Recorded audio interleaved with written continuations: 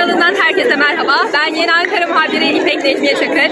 Bugün Anıtkabir'deyiz ve LÖSEV Vakfı, LÖSEV gönüllüleri, LÖSEV Gençlik Kolları Türkiye'nin dört bir yanından buraya atasının huzuruna geldi ve birazdan da LÖSEV Vakfı'nın çelenk götürme törenine şahit olacağız ve LÖSEV Atamın izindeyiz tişörtleriyle binler kalabalıklar burada buluşmaya devam ediyor.